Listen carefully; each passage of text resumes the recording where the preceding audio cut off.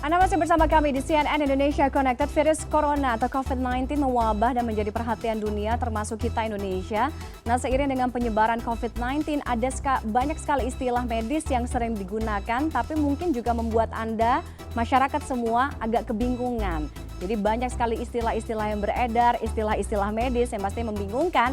Dan berikut adalah kami ambil beberapa istilah-istilah yang belakangan atau beberapa minggu belakangan paling tidak sering muncul dalam pemberitaan penanganan atau penyebaran kasus virus corona atau COVID-19 yang ada di Indonesia ya. Paling tidak ada 10 istilah yang coba kita akan highlight atau kita akan coba jelaskan. Yang pertama, ini dia ya, ada local transmission, jadi atau transmisi lokal lah bahasa Indonesianya. Jadi istilah local transmission ini menunjukkan sumber infeksi dalam pelaporan ini dari dalam negeri. Jadi misalnya dari Indonesia sendiri ya, penularannya pun juga dari Indonesia. Jadi bukan dari wilayah lain atau dari luar Indonesia. Saya ambil case atau saya ambil contoh adalah pasien dengan kasus 01 dan juga 02. Tertularnya di wilayah yang sama yaitu di Indonesia ya.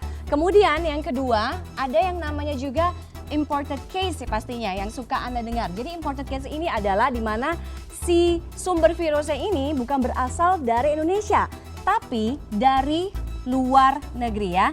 Jadi bukan dari Indonesia, tapi dari luar negeri. Jadi ini bisa saja didapat ada beberapa kemungkinan ketika pasien ini berkunjung ke luar negeri. Bisa jadi ketika dia berpergian atau jalan-jalan, liburan pelesiran di luar negeri, yang dimana negara tersebut yang didatangi adalah negara yang terjangkit virus corona. Atau bisa saja virus ini dibawa oleh warga negara asing yang berkunjung ke Indonesia.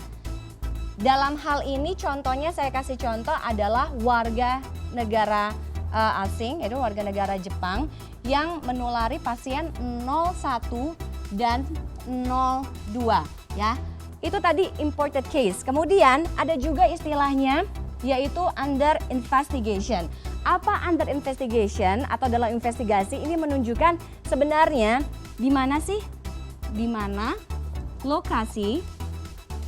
lokasi serta jenis penularannya ini belum dapat ditentukan. Mohon maaf ya, tulisan saya agak jelek. Ini 3 yang pertama ya. Jadi petugas masih menelusuri di mana pusat penularannya. Itu 3 pertama. Kemudian ada istilah-istilah, ada suspek, ada ODP, ada PDP. Coba saya telah satu-satu. Yang pertama adalah ODP atau orang dalam pemantauan. Nah, ODP ini, kriteria ini adalah warga negara asing. Jadi ini bukan hanya WNI, tapi bisa juga WNA yang dalam riwayat perjalanannya pernah berpergian atau mengunjungi negara-negara yang terjangkit virus corona. Atau bisa saja mereka melakukan kontak dengan orang yang diduga, masih dalam dugaan ya, yang diduga ini mengidap corona. Ini orang dalam pengawasan. Nah, satu tingkat di bawah ODP atau pasien dalam pengawasan.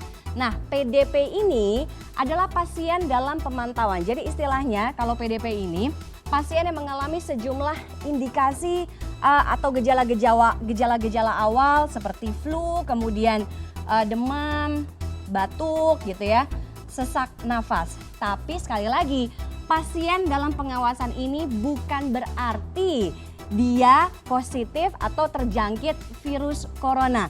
Yang namanya pasien berarti dia harus dalam pengawasan petugas medis, jadi dia harus berada di rumah sakit. Itu tadi PDP ya.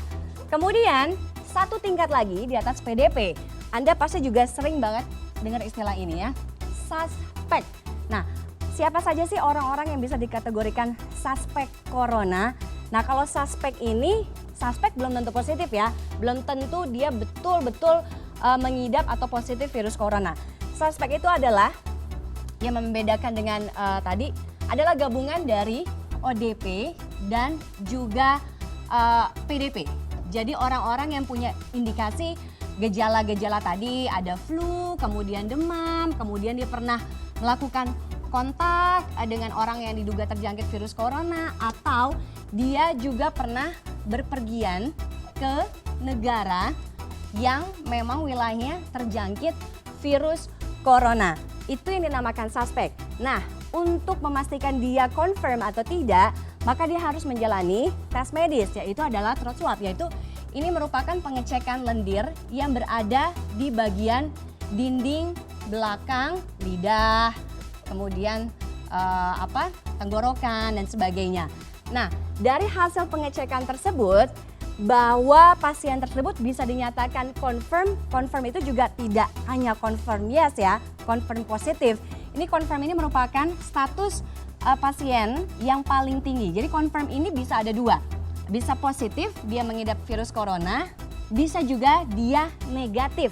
Nah, kalau dia positif tentunya dia harus menjalani perawatan medis sesuai dengan anjuran. Salah satunya adalah perawatan medis di bawah pantauan rumah sakit atau petugas kesehatan kurang lebih selama 14 hari di rumah sakit. Kemudian ada tes-tes dan lain sebagainya. Itu kalau dia dinyatakan positif. Nah, bagaimana kalau dinyatakan negatif? Seperti dua pasien yang dinyatakan negatif itu, dia boleh keluar rumah sakit, tapi dia statusnya pun juga masih dalam pengawasan. Jadi pengawasan selama kurang lebih 14 hari. Selama di rumah, salah satunya tidak boleh keluar rumah, tidak boleh melakukan kontak ke orang lain, tidak boleh bertukar alat makan dan sebagainya. Itu tadi confirm. Lalu itu tadi status-status pasiennya ya. Kemudian ini yang juga sering kita dengar adalah klaster. Jadi klaster ini adalah penyakit yang terjadi dalam satu kelompok dengan satu kejadian kesehatan yang sama dan terjadi di dalam area serta waktu yang sama.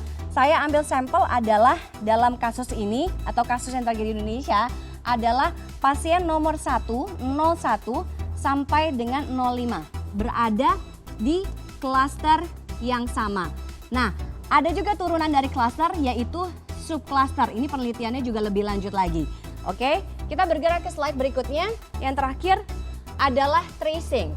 Nah, apa itu tracing? Ini artinya pemantauan atau memantau aktivitas, seluruh aktivitas kegiatan dari pasien yang diduga memiliki penyakit penular. Misalnya di tracing keberadaannya.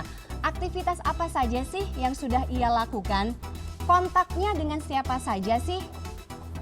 Oke, kemudian dia berpergiannya, jalan-jalannya ke wilayah mana saja. Itu yang dilakukan oleh pemerintah, di bawah kendalinya atau kontrolnya dari Ahmad Yuryanto, dilakukan tracing terhadap klaster dan juga sub-klaster lainnya.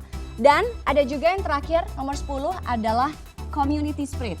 Apa itu community spread? Ini adalah penyebaran penyakit yang berada dalam satu area tertentu ya.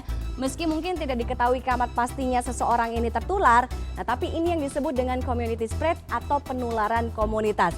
Mudah-mudahan dengan istilah medis, penjelasan saya yang cukup singkat dan gampang ini bisa membuat Anda bisa lebih mencerna lagi ternyata istilah medis yang sering Anda dengar di pemberitaan terkait dengan penanganan virus corona atau COVID-19 adalah seperti itu.